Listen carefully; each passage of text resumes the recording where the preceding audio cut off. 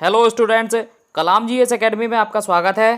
प्यारे विद्यार्थियों, आज है 26 मई और 26 मई से करंट अफेयर के जितने भी महत्वपूर्ण प्रश्न बनेंगे वो हम इस वीडियो में डिस्कस करेंगे। तो प्यारे विद्यार्थियों, 25 मई को पूरे भारतवर्ष में ईद धूमधाम से मनाई गई। तो प्यारे विद्यार्थियों, फेसबुक पे मैंने एक बहुत ही अच्छा मैसेज देखा जो कि सभी लोगों को समझना चाहिए। तो कुछ पंक्तियों में उसको दर्शाया गया है। ना गीता बुरी है ना कुरान बुरा है, ना गीता बुरी है ना कुरान बुरा है, ना हिंदू बुरा है ना मुसलमान बुरा है, ना खुदा बुरा है ना भगवान बुरा है, भेजे में जो घुसा है वो शैतान बुरा है। प्यारे विद्यार्थियों, पंक्तियाँ काफ़ी छोटी हैं लेकिन बहुत बड़ी सोच ये देती हैं, तो हमें इसी सोच के साथ आगे बढ़ना चाहिए। प्यारे विद्यार्थियों, इसके साथ साथ आप ये भी ध्यान रखिए कि पूरे भारत को अगर हमें बेहतर बनाना है तो हिंदू और मुसलमान दोनों को ही एक साथ मिलकर काम करना होगा। तो आइए शुरू करते हैं आज के महत्वपूर्ण करंट अफेयर के लिए। तो आज का हमारा पहला प्रश्न है, हाल ही में विश्व थायराइड दिवस कब मनाया गया? तो प्यारे विद्यार्थियों, इस प्रश्न का सही आंसर है 25 मई। तो प्रतिवर्ष 25 मई को विश्व थायराइड दिवस के रूप में मनाया जाता है। प्यारे विद्यार्थियों, 2020 के थायराइड दिवस की थीम रही है thyroid issue mother and baby. मई माह से महत्वपूर्ण दिवस की अगर बात करें तो 1 मई को अंतर्राष्ट्रीय मजदूर दिवस के रूप में मनाया गया। प्यारे विद्यार्थियों, चलिए आप मुझे कमेंट करके बताइए कि अंतर्राष्ट्रीय मजदूर दिवस किसकी तरफ से मनाया जाता है। इसके साथ साथ 3 मई को हमने विश्व प्रेस स्वतंत्रता दिवस मनाया। चलिए आप मुझे कमेंट करके बताइए कि प्रेस की स्वतंत्रता का अधिकार भारतीय संविधान के किस अनुच्छेद में किया गया है। 8 मई को विश्व रेड क्रॉस दिवस के रूप में मनाया गया। रेड क्रॉस का मुख्यालय जेनेवा में स्थित है। 12 मई को अंतर्राष्ट्रीय नर्स दिवस के रूप में मनाया गया। 16 मई को सिक्किम स्थापना दिवस के रूप में मनाया गया। 18 मई को अंतर्राष्ट्रीय संग्रहालय दिवस के रूप में मनाया गया। 20 मई को विश्व माप विज्ञान दिवस के रूप में मनाया गया। प्यारे विद्यार्थियों, चलिए आप मुझे कमेंट करके बताइए कि राष्ट्रीय विज्ञान दिवस किस तिथि को मनाया जाता है। 20 मई को विश्व मधुमक्खी दिवस के रूप में मनाया गया। 21 मई को आतंकवाद निषेध दिवस के रूप में मनाया गया। 22 मई को अंतर्राष्ट्रीय जैव विविधता दिवस के रूप में मनाया गया और 23 मई को विश्व कछुआ दिवस के रूप में मनाया गया। तो हमारा नया प्रश्न है, हाल ही में किस राज्य सरकार के द्वारा शॉपिंग मॉल में शराब की बिक्री को मंजूरी प्रदान की गई? तो प्यारे विद्यार्थियों, इस प्रश्न का सही आंसर है उत्तर प्रदेश। तो उत्तर प्रदेश सरकार के द्वारा हाल ही में दिशा निर्देश दिए गए हैं कि अब शॉपिंग मॉल में शराब की बिक्री भी की जा सकती है। प्यारे विद्यार्थियों, चलिए आप मुझे कमेंट करके बताइए कि लॉकडाउन के चलते किस राज्य सरकार ने शराब की होम डिलीवरी को शुरू किया था। उत्तर प्रदेश की अगर बात करें तो इसका प्राचीन नाम उत्तर पश्चिम प्रांत है। प्यारे विद्यार्थियों, पिछली बार उत्तर प्रदेश पुलिस में ये प्रश्न पता किया गया था। उत्तर प्रदेश की राजधानी लखनऊ है। वर्तमान में इसके मुख्यमंत्री योगी आदित्यनाथ हैं और राज्यपाल आनंदीबेन पटेल हैं। प्यारे विद्यार्थियों, इसके साथ साथ आप याद रखिए उत्तर प्रदेश का लोक नृत्य कथकली है और ये प्रश्न भी कई बार परीक्षाओं में पता किया जा चुका है। चलिए आप मुझे कमेंट करके बताइए कि उत्तर प्रदेश की राजधानी लखनऊ किस नदी के तट पर स्थित है। प्रमुख पर्यटक केंद्रों की अगर बात करें तो आगरा का किला, बुलंद दरवाजा, ताजमहल, कौसाम्बी, कालपी, कालिंजर बांध, ये प्रमुख यहाँ के पर्यटक केंद्र हैं।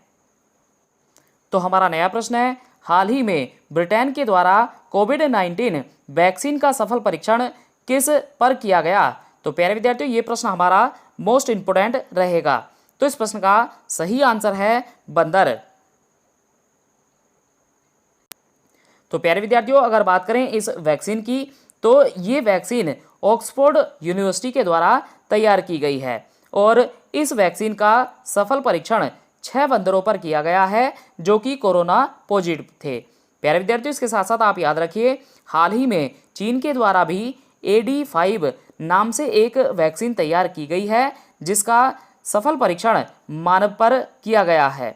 IIT दिल्ली के द्वारा कोविड-19 के प्रभाव को कम करने के लिए अश्वगंधा के प्रयोग की सलाह दी गई है। तो चलिए आप मुझे कमेंट करके बताइए कि कोविड-19 का पहला केस किस देश में मिला था? तो हमारा नया प्रश्न है, हाल ही में किस देश के द्वारा space operation squadron space defence unit को लॉन्च किया गया? तो प्यारे विद्यार्थियों, इस प्रश्न का सही आंसर है जापान। तो जापान ने हाल ही में एक अंतरिक्ष सेना का गठन किया है। जापान की अगर बात करें तो इसकी राजधानी है टोक्यो। प्यारे विद्यार्थियों, टोक्यो में ही आयोजित किया जाना था 2020 में ओलंपिक, किंतु कोविड-19 के कारण से उसको रद्द कर दिया गया है। इसकी मुद्रा है येन। इसकी संसद को डाइट के नाम से जानते हैं। वर्तमान में इसके प्रधानमंत्री शिंजो अबे हैं और जापान को उगते हुए सूरज का देश भी कहा जाता है। प्यारे विद्यार्थियों, जापान का सबसे बड़ा द्वीप हांसू है। अन्य महत्वपूर्ण पॉइंटों की अगर बात करें तो प्यारे विद्यार्थियों, कल की महत्वपूर्ण वीडियो में हमने जाना था नाओमी ओसाका, जो कि जापान की एक टेनिस खिलाड़ी हैं और वे दुनिया की सबसे अधिक कमाई करने वाली महिला खिलाड़ी बन गई हैं। चलिए आप मुझे कमेंट करके बताइए कि जापान के हिरोशिमा और नागासाकी, इन दोनों शहरों पर किस देश ने परमाणु अटैक किया था? प्यारे विद्यार्थियों, जापान के सूमो पहलवान हैं सुबोशी, जिनका कोरोना वायरस के कारण से निधन हो गया है। तो हमारा नया प्रश्न है, हाल ही में किस मंत्रालय के द्वारा लोगों को रोजगार देने के लिए हुनर हाट कार्यक्रम शुरू करने की घोषणा की गई? तो इस प्रश्न का सही आंसर है अल्पसंख्यक मंत्रालय। प्यारे विद्यार्थियों, अल्पसंख्यक मंत्रालय ने घोषणा की है कि वह लोगों को रोजगार देने के लिए 25 सितंबर से हुनर हाट कार्यक्रम को शुरू करेगा। चलिए आप मुझे कमेंट करके बताइए कि वर्तमान समय में हमारे अल्पसंख्यक मामलों के केंद्रीय मंत्री कौन है? तो हमारा नया प्रश्न है, हाल ही में विश्व बैंक के द्वारा कितने विकासशील देशों के लिए इमरजेंसी सहायता देने की घोषणा की गई? तो इसका सही आंसर है 100। तो और प्यारे विद्यार्थियों, ये सहायता राशि 160 बिलियन डॉलर रहेगी। करंट अफेयर से ही आप याद रखिए, विश्व बैंक ने भारतीय मूल के अर्थशास्त्री आभास झा को दक्षिण एशिया में जलवायु परिवर्तन और आपदा प्रबंधक के रूप में नियुक्त किया है। विश्व बैंक की अगर बात करें तो इसकी स्थापना 1944-45 में की गई थी। प्यारे विद्यार्थियों, चलिए आप मुझे कमेंट करके बताइए कि विश्व बैंक की स्थापना किस सम्मेलन के तहत की गई थी? इसका मुख्यालय वाशिंगटन डीसी में है। वर्तमान में इसके एमडी अंशुला कांत हैं और इसके अध्यक्ष डेविड मलपास हैं। तो हमारा नया प्रश्न है, हाल ही में आई अमेरिकन इंस्टीट्यूट की रिपोर्ट के अनुसार कोरोना वायरस कितने मीटर की दूरी से भी किसी व्यक्ति में प्रवेश कर सकता है? तो इस प्रश्न का सही आंसर है 2 मीटर। तो हाल ही में अमेरिका इंस्टीट्यूट के द्वारा ये घोषणा की गई है कि 2 मीटर की दूरी से भी किसी व्यक्ति में कोरोना वायरस एक से दूसरे व्यक्ति में प्रवेश कर सकता है। अमेरिका की अगर बात करें तो इसकी राजधानी वाशिंगटन डीसी है। मुद्रा अमेरिकी डॉलर है। राष्ट्रपति डोनाल्ड ट्रंप है। प्यारे विद्यार्थियों, अमेरिका ने अलास्का को रूस से खरीदा था और वर्तमान समय में कोरोना वायरस के कारण से सबसे अधिक प्रभावित अमेरिका है। प्यारे विद्यार्थियों, विश्व में सबसे छोटा और सबसे पहला लिखित संविधान अमेरिका का संविधान। तो हमारा नया प्रश्न है, हाल ही में किस राज्य सरकार के द्वारा सभी खेल परिसरों को खोलने का फैसला किया गया? तो प्यारे विद्यार्थियों, इस प्रश्न का सही आंसर है हरियाणा। तो हरियाणा सरकार ने हाल ही में घोषणा की है कि वह अपने राज्य में स्थित सभी खेल परिसरों को खोल देगा। प्यारे विद्यार्थियों, अगर बात करें हरियाणा की, तो हरियाणा की राजधानी है चंडीगढ़। वर्तमान में इसके मुख्यमंत्री हैं मनोहर लाल खट्टर और वर्तमान में इसके राज्यपाल हैं सत्यदेव नारायण आर्य। चलिए आप मुझे कमेंट करके बताइए कि वर्तमान समय में हरियाणा के उप मुख्यमंत्री कौन हैं? तो हमारा नया प्रश्न है, हाल ही में आई यूरोपीय स्पेस एजेंसी की रिपोर्ट के अनुसार पृथ्वी का चुंबकीय क्षेत्र किस स्थान पर कमजोर हुआ? तो प्यारे विद्यार्थियों, इस प्रश्न का सही आंसर है अफ्रीका महाद्वीप और दक्षिण अमेरिका महाद्वीप। तो अफ्रीका महाद्वीप और दक्षिण अमेरिका महाद्वीप के बीच में पृथ्वी के चुंबकीय क्षेत्र का प्रभाव कम हो गया है। तो हमारा नया प्रश्न है, हाल ही में किस राज्य के पूर्व वित्त मंत्री राजेंद्र प्रसाद सिंह का निधन हुआ? तो प्यारे विद्यार्थियों, इस प्रश्न का सही आंसर है झारखंड। तो झारखंड के पूर्व वित्त मंत्री राजेंद्र प्रसाद सिंह, जिनका हाल ही में निधन हो गया है।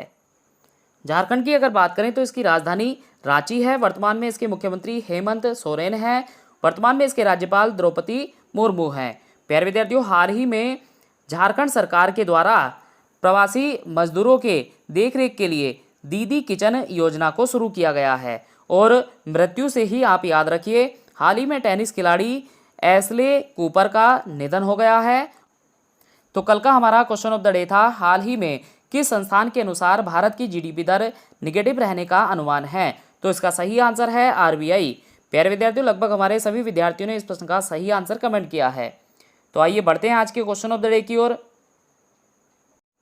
तो आज का हमारा क्वेश्चन ऑफ द डे है, हाल ही में अमेरिका ने कितने दिनों तक राष्ट्रीय ध्वज को आधा फहराए जाने की घोषणा की? तो प्यारे विद्यार्थियों, दिए गए सभी 4 विकल्पों में आप हमें अपना सही आंसर कमेंट करें। वीडियो को अंत तक देखने के लिए आप सभी का धन्यवाद।